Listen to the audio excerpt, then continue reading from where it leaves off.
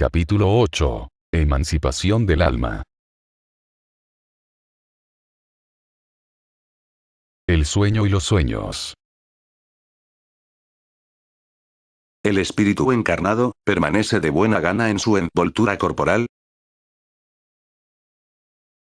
Es como si preguntaras si al preso le agrada estar en la cárcel.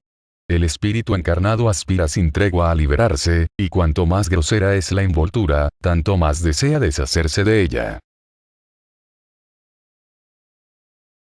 Durante el sueño, ¿descansa el alma tanto como el cuerpo? No. El espíritu nunca está inactivo. En el transcurso del sueño, los vínculos que le unen al cuerpo se relajan, y no teniendo el cuerpo ya necesidad de él, el espíritu recorre el espacio, y entra en relación más directa con los otros espíritus. ¿Cómo podemos evaluar la libertad del espíritu durante el sueño? Por los sueños. Convéncete de que cuando el cuerpo reposa el espíritu posee más facultades que durante la vigilia. Tiene la memoria del pasado y, en ocasiones, la previsión del porvenir. Adquiere más poder y puede entrar en comunicación con los otros espíritus, ya sea en este mundo o bien en otro. Con frecuencia dices: he tenido un sueño extravagante y horroroso, pero que no poseía ninguna verosimilitud. Y te engañas, porque muchas veces es un sueño en el que aparecen los lugares y cosas que has visto o verás en otra vida o en otro momento. Hallándose adormecido el cuerpo, el espíritu trata de quebrar su cadena para indagar en el pasado o en el porvenir. Pobres hombres, que tampoco conocéis los fenómenos más ordinarios de la vida.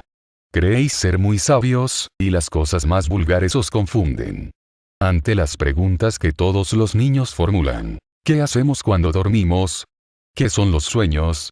Permanecéis perplejos. El sueño libera, en parte, al alma del cuerpo. Al dormir nos hallamos momentáneamente en el estado en que uno se encuentra en forma permanente después de la muerte.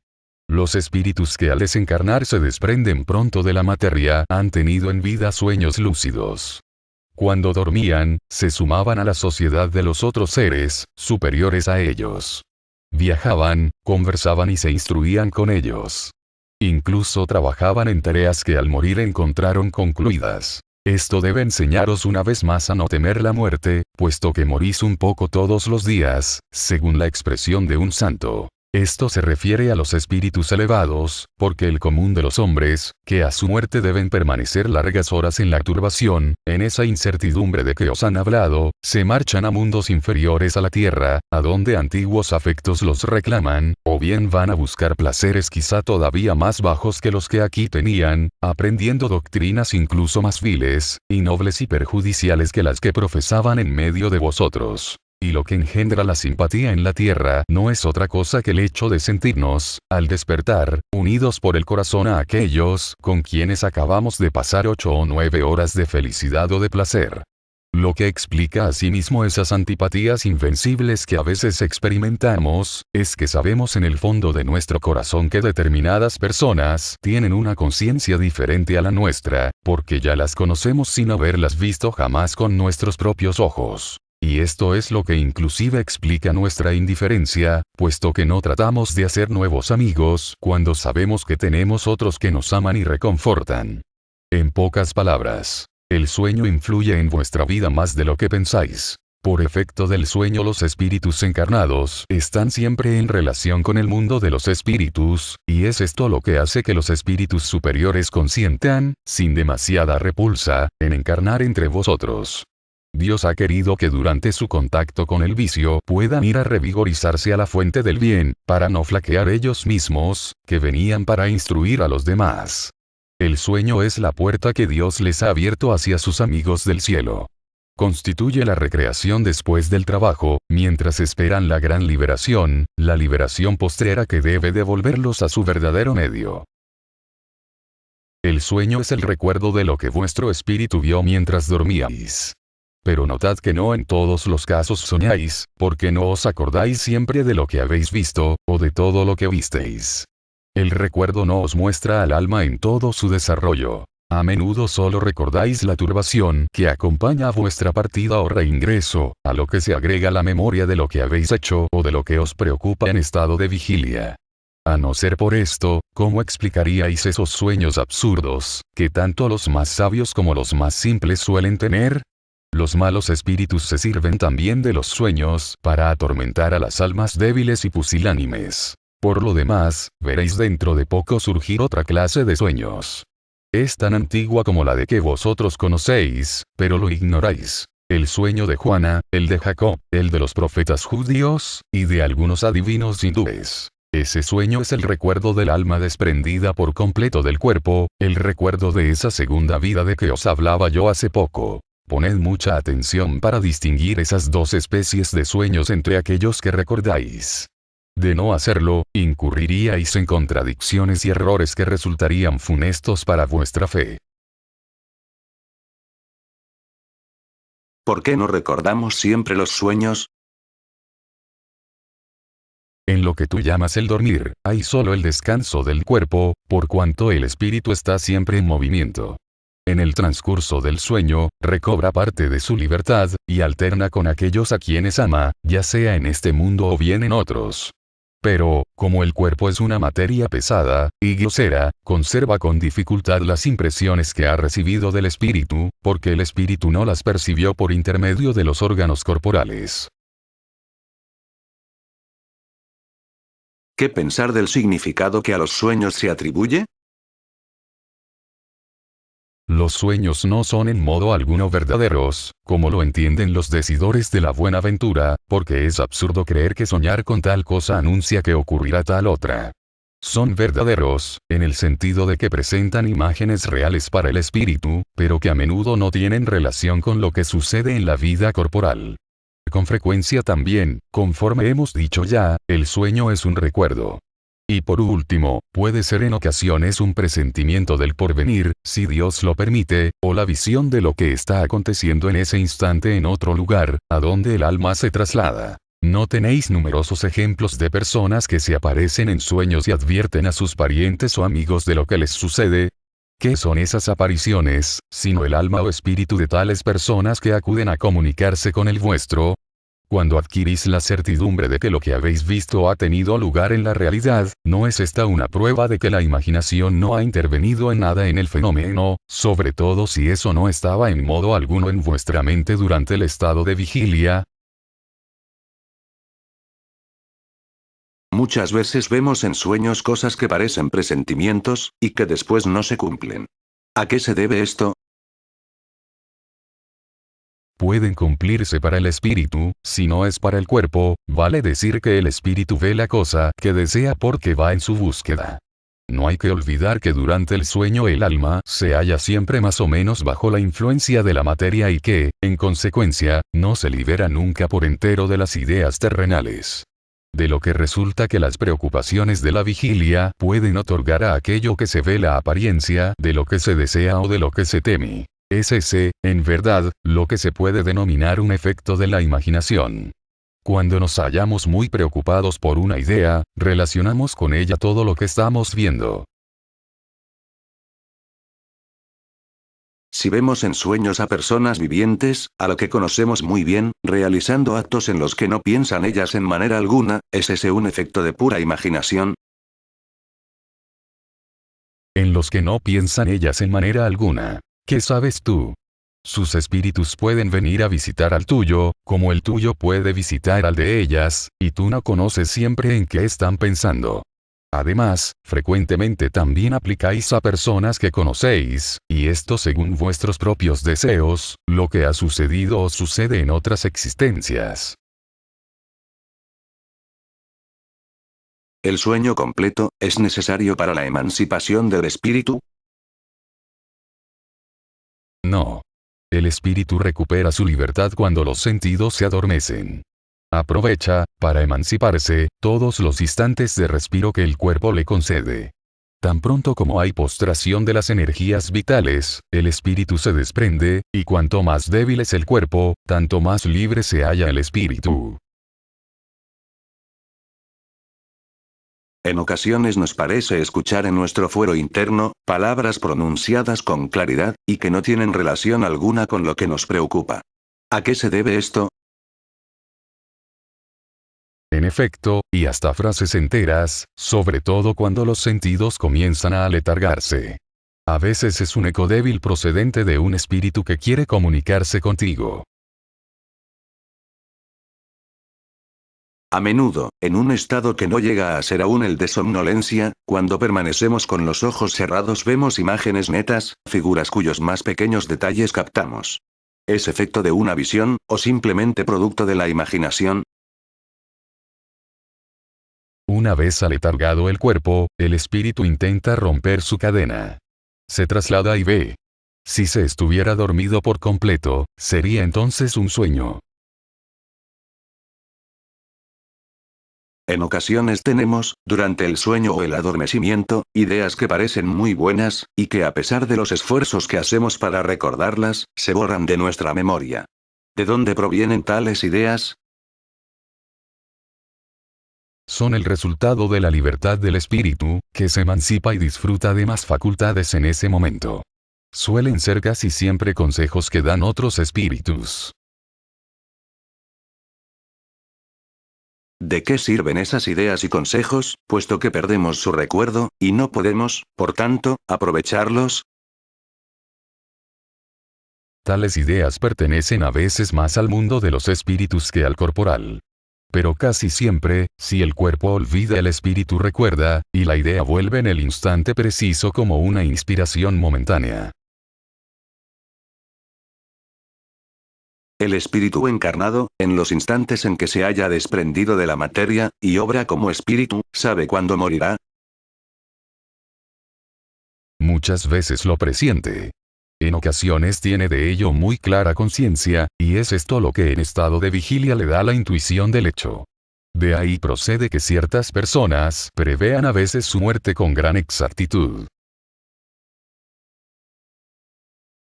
La actividad del espíritu, durante el descanso o el sueño del cuerpo, puede ocasionar fatiga a este.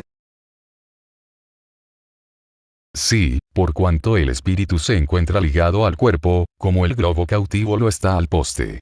Ahora bien, así como las sacudidas del globo aflojan el poste, la actividad del espíritu reacciona sobre el cuerpo y puede producirle cansancio. Visitas espíritas, entre personas vivientes.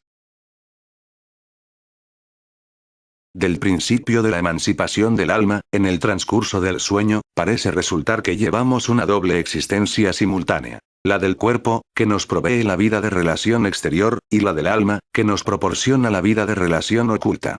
¿Es esto exacto? En el estado de emancipación la vida consciente del cuerpo cede a la del alma. Pero no se trata, propiamente dicho, de dos existencias, sino más bien de dos fases de una misma vida, porque el hombre no vive doblemente. ¿Dos personas que se conozcan, pueden visitarse durante el sueño? Sí, y otras muchas que creen no conocerse se reúnen, y se hablan. Tú puedes tener, sin sospecharlo, amigos en otro país. El hecho de ir a ver, en el transcurso del sueño, a los amigos, parientes, conocidos y personas que pueden seros útiles, es tan frecuente que lo hacéis vosotros mismos casi todas las noches. ¿Cuál puede ser la utilidad de esas visitas nocturnas, puesto que no las recordamos? Por lo general, queda de ellas una intuición al despertar, y suelen ser el origen de ciertas ideas que surgen de manera espontánea, sin que uno se las explique, y que no son sino las que se han recibido en esos contactos. ¿Puede el hombre provocar voluntariamente las visitas espíritas? ¿Le es posible, por ejemplo, decir, cuando está a punto de dormirse: esta noche quiero encontrarme, en espíritu, con tal persona, hablarle y comunicarle tal otra cosa? He aquí lo que sucede. El hombre se adormila, su espíritu se aleja, y lo que el hombre había resuelto el espíritu con frecuencia está muy lejos de hacerlo, porque la vida del hombre interesa poco al espíritu cuando éste se haya desprendido de la materia.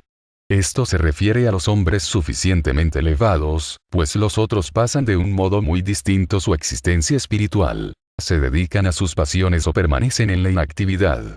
Puede acontecer, pues, que según cuál sea el motivo que lo mueva, el espíritu vaya a visitar a las personas que desea ver, pero aunque tenga voluntad de hacer algo cuando se encuentra despierto, no hay razón para que después lo haga.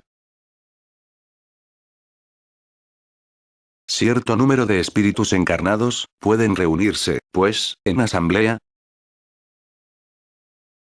A no dudarlo. Los lazos de amistad, antiguos o recientes, suelen congregar de esta manera diversos espíritus, dichosos de hallarse juntos. Una persona que creyera muerto a uno de sus amigos, cuando en realidad éste se hallara con vida, podría encontrarse con él en espíritu, y comprobar así que estaba vivo. Y en tal caso, ¿puede tener esa persona la intuición del hecho, al despertar? Como espíritu podrá, por cierto, verle, y conocer su suerte. Si el creer muerto a su amigo no le es impuesto como prueba, dicha persona tendrá un presentimiento de que el amigo está vivo, así como puede tener el presentimiento de su muerte. Transmisión oculta del pensamiento. ¿A qué se debe que una misma idea, la de un descubrimiento, por ejemplo, se produzca en varios puntos a la vez? Ya hemos dicho que en el transcurso del sueño los espíritus se comunican mutuamente. Pues bien, cuando el cuerpo despierta, el espíritu se acuerda de lo que ha aprendido, y el hombre cree haberlo inventado. De esta manera, muchos pueden descubrir lo mismo a la vez. Cuando manifestáis que una idea está en el aire, es una figura más exacta de lo que creéis. Cada cual contribuye a difundirla, sin sospecharlo. ¿Pueden los espíritus comunicarse si el cuerpo está del todo despierto? El espíritu no se halla encerrado en el cuerpo como en una caja. Irradia a su alrededor. De ahí que le sea posible comunicarse con otros espíritus incluso en estado de vigilia, aun cuando haga esto más difícilmente. ¿A qué se debe que con frecuencia dos personas, completamente despiertas tengan al mismo tiempo la misma idea? Se trata de dos espíritus simpáticos que se comunican y ven recíprocamente su pensamiento, aun cuando el cuerpo no duerma. Letargia, catalepsia, muerte aparente.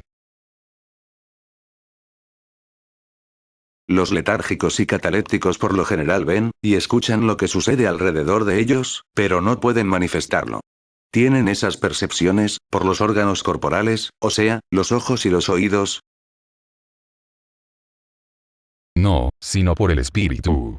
Este se halla consciente de sí, mas no puede comunicarse. ¿Por qué no le es posible comunicarse? A ello se opone el estado del cuerpo. Ese estado particular de los órganos os proporciona la prueba de que hay en el hombre algo más que el cuerpo. Puesto que éste no funciona ya, pero sí actúa el espíritu. Durante la letargia, ¿puede el espíritu desprenderse por completo del cuerpo, de manera de dar a éste todas las apariencias de la muerte, y regresar a él después? En la letargia no está muerto el cuerpo, ya que existen funciones que se siguen cumpliendo. La vitalidad se halla en él en estado latente, igual que en la crisálida, pero no aniquilada. Ahora bien, el espíritu está unido al cuerpo en tanto éste vive. Una vez rotos los vínculos por la muerte real y la disgregación de los órganos, la separación entre ambos es completa y el espíritu no vuelve más. Cuando un hombre que tenía las apariencias de muerte retorna a la vida, es porque su muerte no era total. Es posible, por medio de cuidados que se dispensen a tiempo, reanudar los lazos prontos a romperse y devolver la vida a un ser que, si no se le hubiese socorrido, habría muerto definitivamente. Sí, qué duda cabe. Y a diario tenéis pruebas de ello. El magnetismo es a menudo, en casos así, un recurso poderoso, porque devuelve al cuerpo el fluido vital de que carece y que resultaba insuficiente para mantener en funcionamiento los órganos. Sonambulismo. ¿El sonambulismo natural tiene relación con los sueños? ¿Cómo se puede explicar? Es un estado de independencia del alma, más completa que durante el sueño, y en el que sus facultades se encuentran más desarrolladas. El alma posee percepciones que no tiene en el transcurso del sueño, el cual constituye un estado de sonambulismo imperfecto. Durante el sonambulismo, el espíritu se halla en total posesión de sí mismo. Por encontrarse los órganos materiales, en cierta manera, en estado cataléptico, no reciben ya las impresiones exteriores. Dicho estado se manifiesta en modo especial durante el sueño. Es el momento en que el espíritu puede dejar provisionariamente el cuerpo, por hallarse éste entregado al reposo indispensable a la materia. Cuando los fenómenos sonambúlicos se producen, es porque el espíritu, preocupado por una u otra cosa, se entrega a determinada acción que requiere el uso de su cuerpo, del cual se sirve entonces en una forma análoga al empleo que se hace de una mesa o de cualquier otro objeto material, en la producción de fenómenos, o manifestaciones físicas, y aun de vuestra mano en comunicaciones escritas. En los sueños de que se tiene conciencia, los órganos, comprendidos los de la memoria, comienzan a despertar. Estos reciben de manera imperfecta las impresiones producidas por los objetos o las causas exteriores y las comunican al espíritu que, en reposo él mismo entonces, solo percibe sensaciones confusas, y a menudo desilvanadas, sin ninguna razón de ser aparente, mezcladas con vagos recuerdos, ya sea de la actual existencia o de vidas anteriores. Es así fácil comprender por qué los sonámbulos no tienen ningún recuerdo de lo acontecido y por qué aquellos sueños cuya memoria conservamos las más de las veces no poseen sentido alguno. Digo las más de las veces, porque también sucede que ellos sean la consecuencia de un recuerdo preciso de acontecimientos realizados en una vida anterior, y hasta, en ocasiones, una especie de intuición del futuro. ¿El sonambulismo denominado magnético tiene relación con el sonambulismo natural? Se trata de una misma cosa, con la diferencia de que aquel es provocado. ¿De qué naturaleza es el agente llamado fluido magnético? Fluido vital, electricidad animalizada, que son modificaciones del fluido universal. ¿A qué se debe la clarividencia sonambúlica? Ya lo dijimos. Es el alma que ve. ¿Cómo puede ver el sonámbulo, a través de los cuerpos opacos? No existen cuerpos opacos sino para vuestros órganos groseros. ¿No hemos dicho ya que para el espíritu la materia no es en manera alguna un obstáculo, puesto que libremente la atraviesa? Con frecuencia el sonámbulo os manifiesta que ve por la frente, la rodilla, etc., porque vosotros, sumergidos por completo en la materia, no comprendéis que puede ver sin ayuda de los órganos. Y él mismo, debido al deseo que vosotros tenéis, cree necesitar de dichos órganos, pero si le dejarais libre comprendería que está viendo con todas las partes de su cuerpo, o, dicho mejor, ve fuera de su cuerpo. Puesto que la clarividencia del sonámbulo es la de su alma o espíritu, ¿por qué no ve todo? Y también ¿por qué razón se engaña muchas veces? En primer lugar, no es dado a los espíritus imperfectos verlo y conocerlo todo. Bien es sabido que ellos participan todavía de vuestros errores y prejuicios. Y además, cuando se encuentran atados a la materia, no gozan de la totalidad de las facultades propias de los espíritus. Dios ha concedido al hombre esa facultad con un fin útil y serio, y no para enseñarle lo que no debe saber. He ahí por qué motivo los sonámbulos no pueden decirlo todo. ¿Cuál es la fuente de las ideas innatas, del sonámbulo, y cómo puede hablar con exactitud de cosas que ignora en estado de vigilia, y que están incluso por encima de su propia capacidad intelectual? ocurre que el sonámbulo posee más conocimientos de los que tú le conoces. Solo que estos se encuentran aletargados, por cuanto su envoltura es demasiado imperfecta para que pueda acordarse de ellos. Pero, al fin de cuentas, ¿qué es él? Es, igual que vosotros, un espíritu encarnado en la materia con el objeto de llevar a cabo su misión, y el estado en que entra lo despierta de ese letargo. Con harta frecuencia te hemos repetido que nosotros volvemos a vivir muchas veces. Y ese cambio es el que le hace perder materialmente lo que ha podido aprender en una vida anterior. Al ingresar en el estado que tú denominas crisis, él se acuerda, pero no siempre de manera completa. Sabe, pero no podría explicar de dónde los ha sacado ni cómo posee tales conocimientos. Una vez pasada la crisis, todos los recuerdos se esfuman y vuelve a entrar en la oscuridad. ¿Cómo explicar la visión a distancia que en ciertos sonámbulos se observa? ¿Acaso no se traslada el alma durante el sueño? Lo propio ocurre en el sonambulismo. El mayor o menor desarrollo de la clarividencia sonambúlica depende de la organización física, o de la naturaleza del espíritu encarnado. De una y de otra. Hay disposiciones físicas que posibilitan al espíritu desprenderse de la materia con mayor o menor facilidad. Las facultades de que goza el sonámbulo son las mismas que posee el espíritu después de la muerte. Hasta cierto punto, porque hay que tomar en cuenta la influencia de la materia, a la cual sigue unido. ¿Puede el sonámbulo ver a los otros espíritus? La mayoría de ellos los ven muy bien. Depende del grado y de la índole de su lucidez.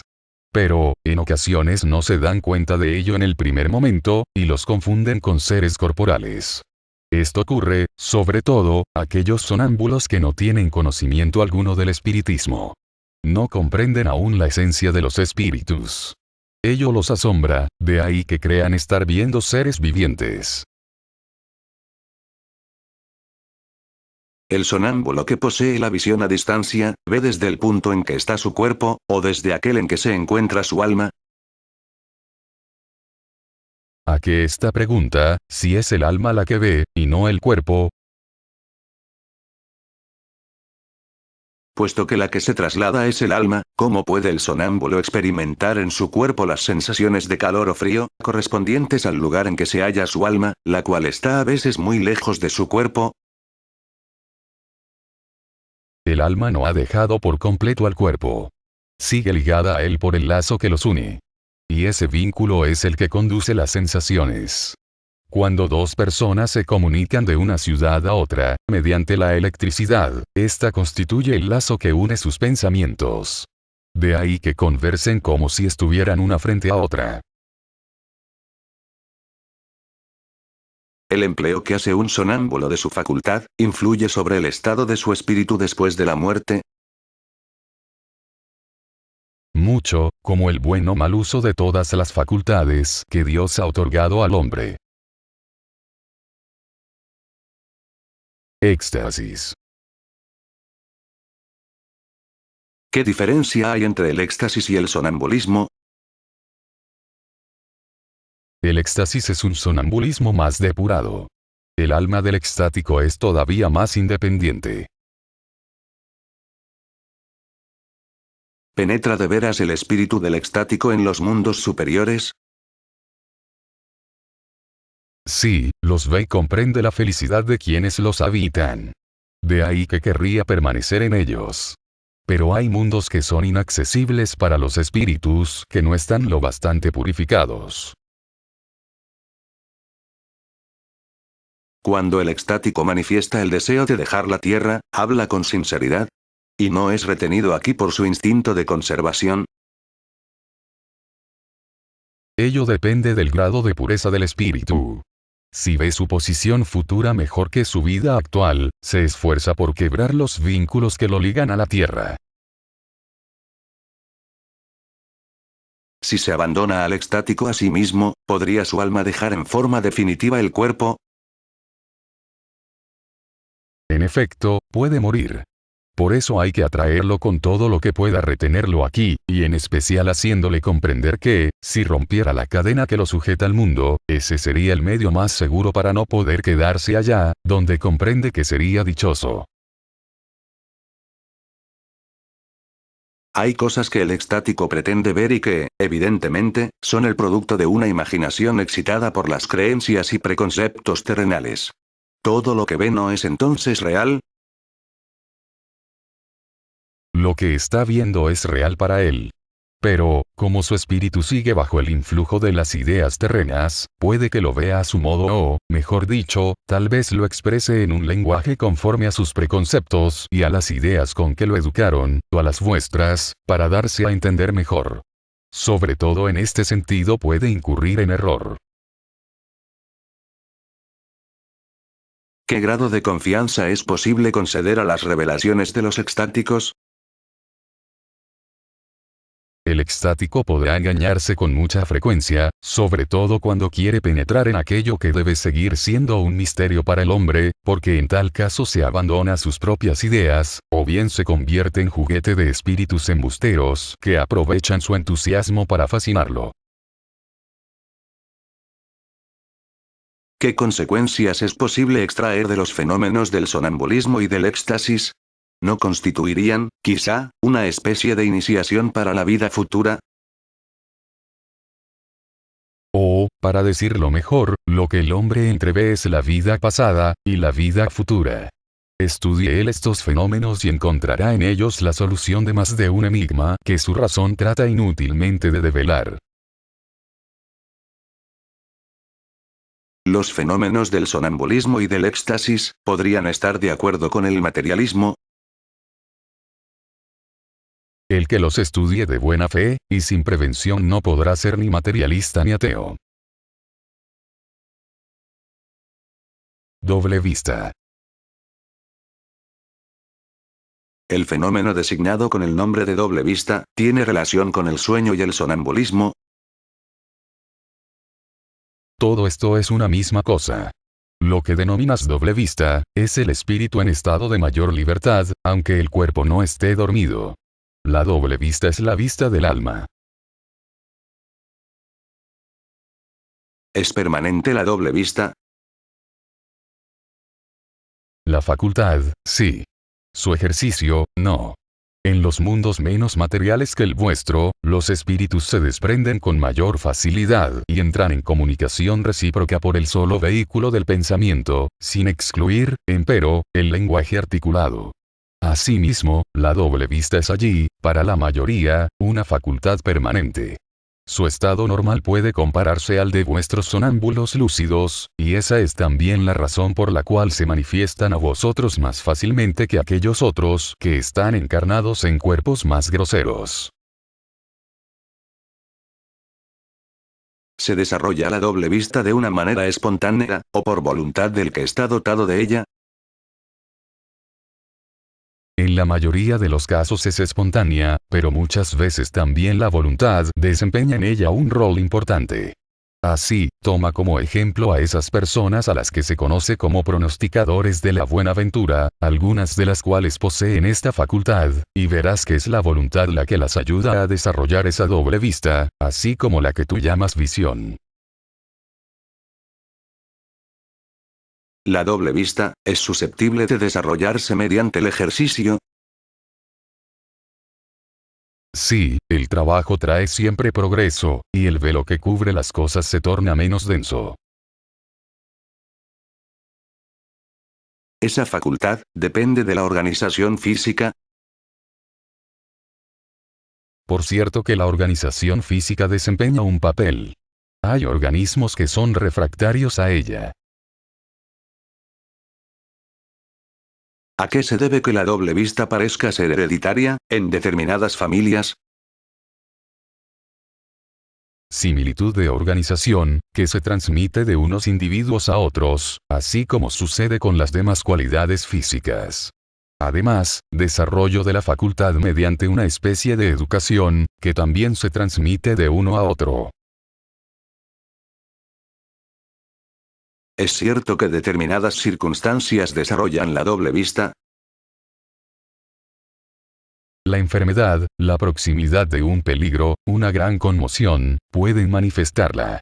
El cuerpo se halla a veces en un estado particular que permite al espíritu ver lo que no podéis percibir con vuestros ojos. ¿Las personas dotadas de doble vista, tienen en todos los casos conciencia de su facultad? No siempre. Es para ellos algo muy natural, y muchos creen que si todo el mundo se observara a sí mismo, cada cual debería descubrirse esa facultad. Se podría atribuir a una especie de doble vista, la perspicacia de ciertas personas que, sin tener nada de extraordinario, juzgan las cosas con mayor precisión que otras. Siempre es el alma la que irradia con más libertad y que juzga mejor que cuando se halla bajo el velo de la materia. ¿Puede esa facultad, en ciertos casos, dar la presciencia de las cosas? En efecto. Da también los presentimientos, porque en dicha facultad existen muchos grados, y un mismo individuo podrá poseer todos los grados de ella, o solo algunos. Resumen teórico del sonambulismo, el éxtasis, y la doble vista. Los fenómenos del sonambulismo natural, se producen en forma espontánea y son independientes de toda causa exterior conocida. Pero en ciertas personas, provistas de una organización especial, pueden ser provocados artificialmente, por la acción del agente magnético. El estado que se designa con el nombre de sonambulismo magnético solo difiere del sonambulismo natural, en que el uno es provocado, al paso que el otro es espontáneo. El sonambulismo natural constituye un hecho notorio, que nadie piensa poner en tela de juicio, pese a lo maravilloso de los fenómenos que presenta. ¿Qué tiene, pues, de extraordinario o irracional el sonambulismo magnético, por el hecho de ser producido artificialmente, como tantas otras cosas? Se ha dicho que los charlatanes lo han explotado. Razón de más para que no lo dejemos en sus manos. Cuando la ciencia lo haya tomado a su cargo, el charlatanismo disfrutará de mucho menos crédito entre las multitudes. Pero en el ínterin, como quiera que el sonambulismo natural o artificial es un hecho, y contra un hecho no hay razonamiento posible, se sigue acreditando, no obstante la mala voluntad de algunos a su respecto, y esto en la ciencia misma, a la que ingresa por una gran cantidad de portezuelas, en vez de hacerlo por la puerta grande. Cuando esté acreditado del todo habrá que concederle el derecho de ciudadanía. Para el espiritismo, el sonambulismo significa más que un fenómeno fisiológico. Es una luz proyectada sobre la psicología. Mediante ella se puede estudiar el alma, porque ésta se muestra allí al descubierto. Ahora bien, uno de los fenómenos que lo caracterizan es la clarividencia independiente de los órganos visuales ordinarios. Los que refutan este hecho se basan en que el sonámbulo no ve en todos los casos, y a voluntad del experimentador, igual que con los ojos. Hay que asombrarse de que, siendo diferentes los medios, los efectos no sean los mismos. Es natural pedir efectos idénticos cuando el instrumento ya no existe. El alma posee sus facultades, como el ojo las suyas. Hay que evaluarlas por sí propias, y no por analogía. La causa de la clarividencia del sonámbulo magnético y del sonámbulo natural es en ambos casos la misma. Se trata de un atributo del alma, una facultad inherente a todas las partes del ser incorpóreo que en nosotros reside, y que solo tiene los límites asignados al alma misma. El sonámbulo ve en todas partes a donde su alma puede trasladarse, sea cual fuere la distancia implicada. En la visión a distancia, el sonámbulo no ve las cosas desde el punto en que su cuerpo se halla, y como por un efecto telescópico. Las está viendo presentes, y como si él se encontrara en el lugar en que ellas existen, porque en realidad su alma se halla ahí. Por eso su cuerpo está como aniquilado y pareciera privado de sensaciones, hasta el momento en que el alma vuelve a tomar posesión de él. Esta parcial separación del alma y el cuerpo es un estado anormal que puede tener una duración más o menos prolongada, pero no ilimitada. Constituye la causa de la fatiga que el cuerpo experimenta después de cierto tiempo, sobre todo cuando el alma se entrega a un trabajo activo. puesto que la vista del alma o espíritu no está circunscrita ni tiene sede determinada, esto explica por qué los sonámbulos no pueden asignarle un órgano especial. Ven porque ven, sin saber el por qué ni el cómo, pues la vista no posee un asiento propio para ellos, en cuanto espíritus que son. Si se refieren a su cuerpo, les parece que esa sede se localiza en los centros en que es mayor la actividad vital, especialmente en el cerebro, en la zona epigástrica o en el órgano que, para ellos, es el punto de unión más íntimo entre el espíritu y el cuerpo. El poder de la lucidez sonambúlica no es sin límites. Aun estando el espíritu del todo libre, se halla limitado en sus facultades y conocimientos, según el grado de perfección que haya alcanzado. Y lo está más cuando se encuentra unido a la materia, cuyo influjo universal es infalible. Podemos contar tanto menos con su infalibilidad cuando la distraemos del objetivo que la naturaleza se ha propuesto con ella y hacemos de la misma un objeto de curiosidad y de experimentación. En el estado de desprendimiento en que se encuentra el espíritu, del sonámbulo entra con más facilidad en comunicación con los otros espíritus, encarnados o no encarnados. Dicha comunicación se establece por el contacto de los fluidos que integran los periespíritus y sirven de transmisión al pensamiento, como el conductor eléctrico. El sonámbulo no necesita, pues, que el pensamiento sea articulado por la palabra. Lo siento y lo adivina. Es esto lo que lo torna eminentemente impresionable y accesible a las influencias de la atmósfera moral en que se halla. De ahí que una nutrida asistencia de espectadores, y sobre todo de curiosos más o menos malévolos, dañe esencialmente el desarrollo de sus facultades, que se repliegan, por así decir, sobre sí mismas, y solo se despliegan con toda libertad en la intimidad y en un medio que le sea simpático. La presencia de personas malévolas o antipáticas produce sobre él el efecto del contacto de la mano sobre la sensitiva. El sonámbulo ve al mismo tiempo su propio espíritu y su cuerpo. Son, si así vale decirlo, dos seres que le representan la doble existencia espiritual y corpórea, y sin embargo se confunden debido a los vínculos que los unen. No siempre se da cuenta el sonámbulo de esta situación, y tal dualidad hace que a menudo hable de él mismo como si se refiriera a una persona extraña. Tal es así, que en oportunidades es el ser corpóreo el que interpela al ser espiritual, y en otras este último es el que se dirige al primero. El espíritu adquiere un incremento de conocimientos y experiencia en cada una de sus vidas corporales. Los olvida en parte durante su encarnación en una materia demasiado grosera, pero como espíritu se acuerda de ellos. Así, ciertos sonámbulos ponen de manifiesto conocimientos superiores a su grado de instrucción e incluso a su capacidad intelectual aparente. La inferioridad intelectiva y científica del sonámbulo en estado de vigilia no permite prejuzgar, pues, nada sobre los conocimientos que pueda revelar en estado de lucidez. Según las circunstancias y la finalidad que se proponga, puede obtener dichos conocimientos de su propia experiencia, de la clarividencia de las cosas presentes o de los consejos que de otros espíritus recibe. Pero, como su propio espíritu puede estar más o menos adelantado, le será posible expresar cosas más o menos exactas. Con los fenómenos del sonambulismo, ya sea natural o magnético, la providencia nos provee la prueba irrecusable de la existencia e independencia del alma, y nos presenta el sublime espectáculo de su emancipación. Por él nos abre el hilo de nuestro destino. Cuando el sonámbulo describe lo que está sucediendo a distancia es evidente que lo ve, y no con los ojos del cuerpo. Se ve allí a sí mismo, sintiéndose trasladado a ese lugar. Hay ahí, pues, algo de él, y puesto que ese algo no es el cuerpo, no puede ser sino su alma o espíritu.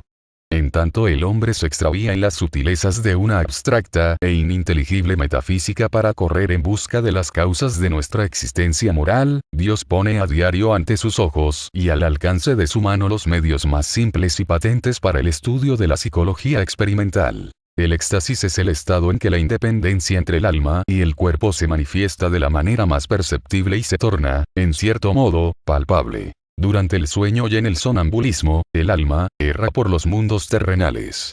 En el éxtasis, penetra ella en un mundo incógnito, el de los espíritus etéreos con quienes entra en comunicación, sin que pueda, empero, exceder ciertos límites que no le sería posible franquear sin romper del todo los lazos que la unen al cuerpo. Un fulgor resplandeciente, nuevo por completo, la circunda. Armonías desconocidas en la tierra la extasían. Un bienestar indefinible la penetra. Goza por anticipado de la beatitud celeste y se puede decir que pone un pie en el umbral de la eternidad.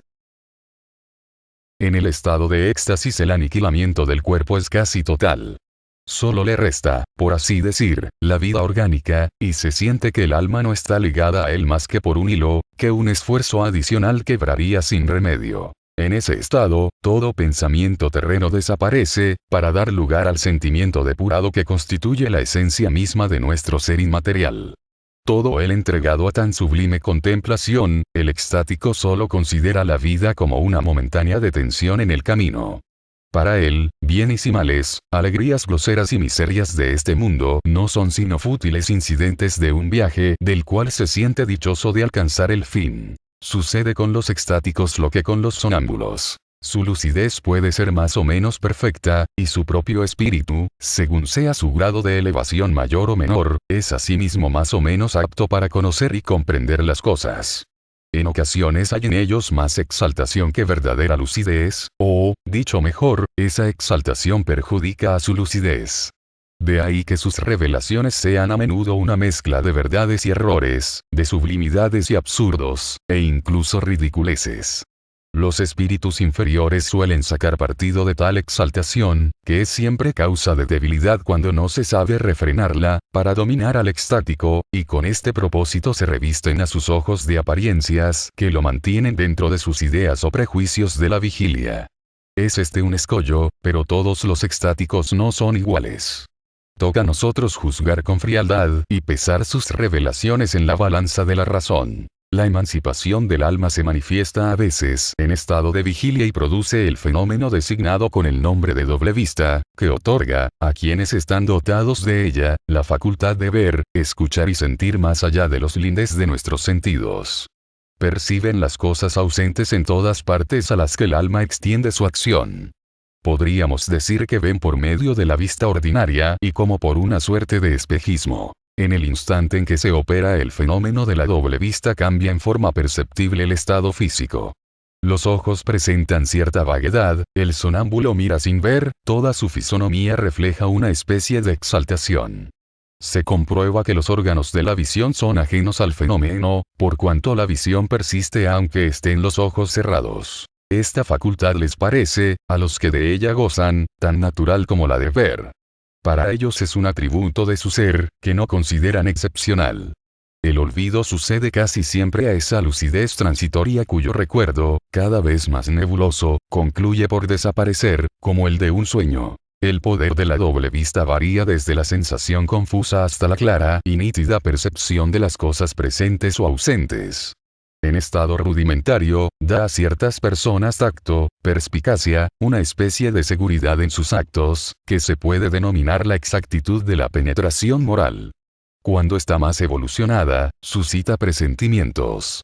Y si todavía se desarrolla más, muestra los acontecimientos sucedidos o en vías de ocurrir. El sonambulismo natural y artificial, el éxtasis y la doble vista no son sino variedades o modificaciones de una misma causa. Estos fenómenos, así como los sueños, están en la naturaleza. De ahí que en todo tiempo hayan existido.